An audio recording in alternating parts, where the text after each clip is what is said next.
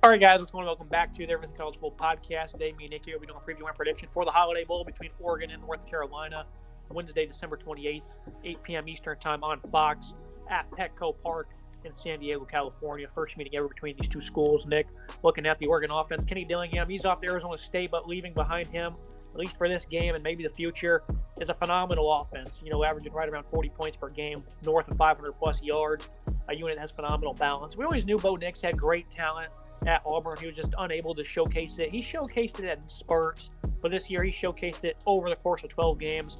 71% completion percentage, 3,300 yards passing, 27 touchdowns, rushing for 500-plus yards, and another 14 scores, along with only 6 interceptions.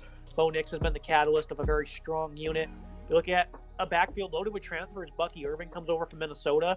Noah Whittington from Western Kentucky. They both put up 750-plus yards and combined 8 touchdowns. This is a rushing attack that has 32 total scores on the ground. Look at an Oregon offense. Troy Franklin, Chris Hudson, 2 great receivers. Dante Thornton is in the transfer portal. Chase Cota, his entire career he's been really been able to stay healthy. But you have 3 different guys that have 450-plus yards. Franklin leading the way with those 867 and 56 receptions and 8 touchdowns. Leads the team across the board. And then you get up front a very good offensive line led by a handful of veterans. The biggest thing to worry about with this offense is, I think, who will play. Will any of these guys opt out? Doesn't seem very likely. Maybe some of those guys like Forsyth or Jackson Powers Johnson, maybe somebody on the offensive line might not play.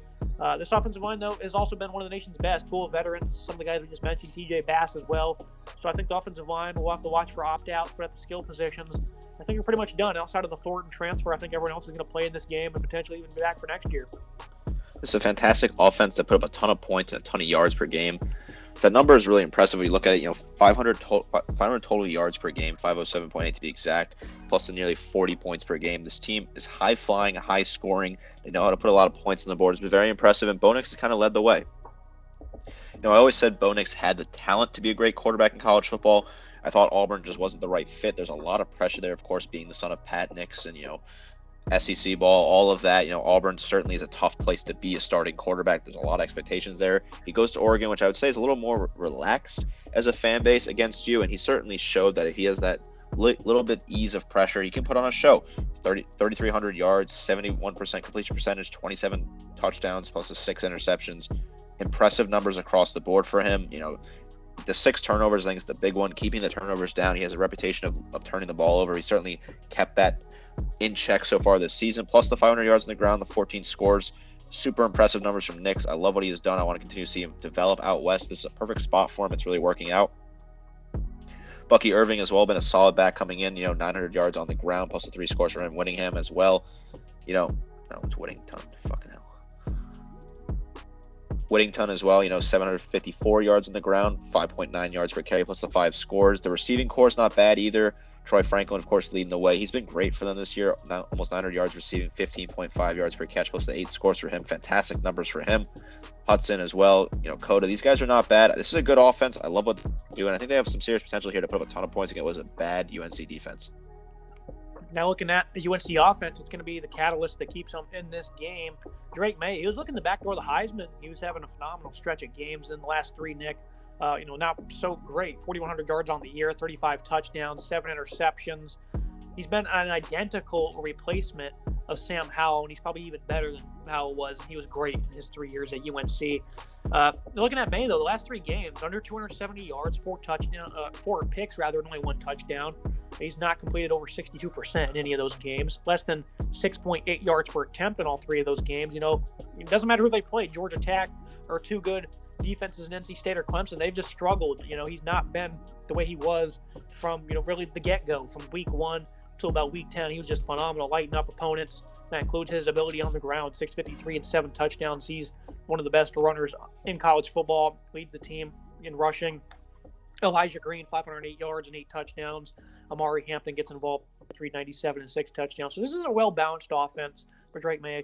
Doesn't have much to work with because Josh Downs, he's entering the NFL draft as expected. That's big-time production right there. It's going to be lost. Anton Green, though, 43 receptions, 798 yards, and 7 touchdowns.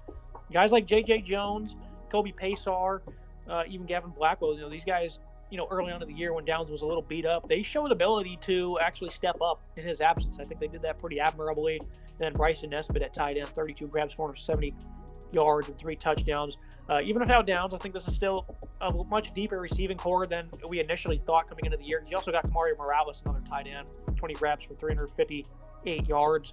So I think this is certainly, from where they started, Nick, compared to where they are now, I think this receiving core is certainly a unit I trust more so than all the way back in August. But Drake May, he's got to figure something out. His last 3 games, they've not been good. Now he's down his top weapon. This offensive line, despite being a little bit improved compared to last year, still a pretty sluggish unit. Now they're going against an Oregon football team that, might be a little angry that they were not playing the Pac-12 title game. The Drake May hype train pulled out of the station very fast, a lot of speed early on. Great performance week 1, then it only got better throughout the first couple of weeks. Incredible player. Only a true freshman and putting up ridiculous numbers. Yes, the hype train has slowed down a little bit. There were some transfer rumors, some suggestions that he was thinking about potentially going to Alabama, transferring somewhere else. He is committed to staying in Chapel Hill, which does make a whole lot of sense for me. Of course, as an Alabama fan, I would have liked to see him come to Tuscaloosa, but I think he fits well in Chapel Hill. Still, for a true freshman, incredible numbers. Over 4,000 yards passing, 67.2% completion percentage, 35 touchdowns, 7 interceptions, with the 600 yards on the ground and the 7 scores. True dual threat quarterback, fantastic. The potential of him is sky high. Cannot wait to see what he continues to do.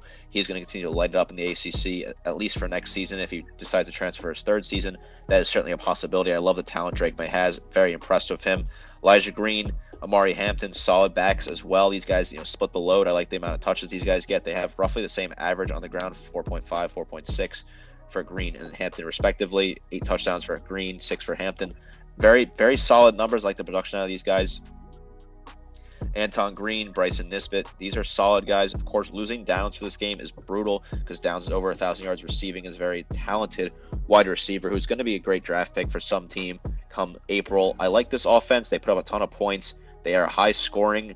They haven't had a bad year at all. 35 points per game, 473 yards of offense per 317 yards passing. They really know how to air it out, and I think that's the big key to this game. Can they air it out and let Drake May throw the ball a whole lot? That's going to be their key to success. Now you look at Oregon defense. They gave up only 6 completions and 60 passing yards to Oregon State, and they lost. They gave up almost 270 yards on the ground. Only time this year they've allowed more than 190 yards rushing, and they blew that lead in that one. So I think they might come out and, guns a-blazing in this one, fired up. That might not be true, especially with like a month off after that game. Maybe it's gotten out of their heads a little bit. Justin Flo, of course, transferring. Jeffrey Bassett, linebacker, he's been great. 56 tackles for him. Biggest question mark, I think, for this defense is who will be playing in the back end. Christian Gonzalez, likely to maybe opt out of this game. He's going to be a high riser in the NFL draft, probably a top 15 pick. Bennett Williams as well. They were so happy to get him back after getting injured early on last year.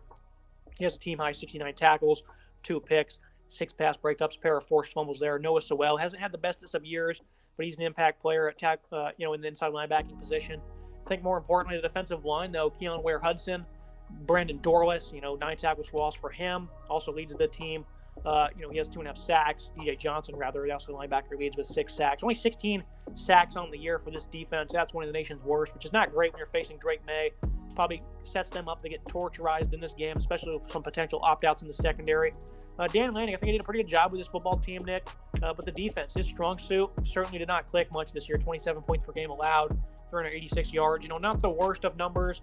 This is definitely a defense that at times has certainly disappointed, especially in the Washington game, where in the secondary, they were just getting abused by Michael Penix and those pass catchers. Gave up over 9 yards per play in that one. Facing a high-flying passing attack in this one. I think the defense, in some other games like the UCLA game, they weren't great against Cal. They've certainly been very inconsistent, especially against the pass. And for the 3rd time, I'll say it, they might have some opt-outs in the back end. I think they might struggle a good bit against this passing attack here. I think Christian Gonzalez will opt out. Very talented player, losing the 51 total tackles and the 4 interceptions plus the 7 pass breakups, a brutal loss for them. It's not a bad defense, but you expected more to Dan Lanning, who comes from Georgia, of course, where he was the defensive coordinator for what was an incredible defense during the national championship run last season. Bennett Williams, solid defensive back, leads team in tackles, 67 total tackles. Jeffrey Bassa, great linebacker, 56 total tackles. Noah Sewell, expect a little more out of him, but the 55 tackles plus the 1.5 sacks, not a terrible number. He's got an interception to boot as well. Bridges as well, defensive back, 47 tackles for him on the season. I expected more of this defense. It definitely kind of disappointed me in some regards, allowing 386 yards per game plus the 27.4 points per game. I expect a lot more out of this defense. I didn't really see that this year. I'm a little disappointed, but I think there is some potential for this defense going forward. I like what they return. The interceptions are fantastic, 16 interceptions, but they've given up a lot of yards the last 2 games. Definitely concerns me going to this one against a guy like Drake May, who is so talented and can beat you in so many different ways. They haven't allowed many yards in the last 2 games. Rather, 328 and 326 against Utah and Oregon State. And those are still games that they struggled. And, they lost against Oregon State, beat Utah by 3. That was just a mess of a game. Bo Nix, of course, wasn't healthy. Really won it with his arm in that one. Look at the defense in North Carolina that, Gene Chizik, when he arrived many years ago, he immediately made an impact. And we expected that potentially in his return to Chapel Hill. That was not the case one bit. 31 points per game, 438 yards per contest. Give up a lot of yards in both facets. 121st in college football in pass defense, 65th in opponent completion rating allowed. And now they're losing 3 starters, Tony Grimes, Storm Tuck, and Cameron Kelly. They're all in the transfer portal. I don't know what that means for this defense other than probably bad things, because it's not like those 3 guys were particularly great anyways, especially out wide at corner. But, they can only get worse, I'd imagine, for North Carolina in this particular game. Kamon Rucker, one of the bright spots. He's phenomenal up front, one of the better players in the conference from his defensive end spot. And then Cedric Gray. This guy is just an impact performer if I've ever seen one. 138 tackles, 10 tackles for loss, 3 fumbles for him. This defense, Nick, 128th in college football tackles for loss, only 16 sacks. I know we were just bagging on Oregon's lack of a pass rush. North Carolina, they don't have one either. Noah Taylor, of course, he got hurt weeks ago. He was probably their best pass rusher. Only 13 takeaways. There's not a single thing about this defense that is a bright spot, maybe outside of the play of Gray and Rucker. 2 individual players, that's about it. Gene Chizik left the studio. He might as well have stayed in the studio at SEC Network because he's had a terrible year with this defense. We expected a big change. That was something we highlighted in the preseason. We talked about this UNC team. Could this defense turn around? Honestly, they've gotten worse. This has been a bad year for this defense. 31 points allowed per game, 438.2 yards allowed per game. Getting beat through the air. This defense is bad. A lot of opt-outs here. Though those opt-outs help, they might even help considering how poor some of these guys have played so far this season. Rucker, the real bright spot here. Outside of him, I really don't have a whole lot to highlight. Cedric Gray, solid guy. He leads the team in tackles with the 136 total tackles plus a sack and the 2 picks for him. Outside of him, though, the numbers are just poor across the board. Power Echols is not a bad linebacker either. He's had a decent season. Besides the 2 linebackers, this has been a bad team. They get beat in the secondary constantly. Teams are throwing all over them. They really don't seem to have a pulse at all. Just something we highlighted. We hope that this was something they turn around. Giving up 276.4 yards per game through the air. Just poor numbers across the board. This team has really disappointed me on defense. They've looked bad at times, atrocious even at times. And I think that Oregon's going to absolutely pick them apart. The final thoughts on the prediction. Keys to the game for Oregon. Bring some intensity, especially for a team that seems like they've already mentally checked out. Nick, North Carolina, we just mentioned those transfers on defense. Josh Downs, their best offensive weapon. He's not playing. So I think for UNC, just let Drake May cook. Just let him go out there, have fun, run around, throw it a good bit. I think that's your best chance of winning this game because the defense, they're not going to show up, I don't think. And then the rest of the offense, I'm not sure how well they'll do in this particular game. I think they might struggle to run the ball a good bit.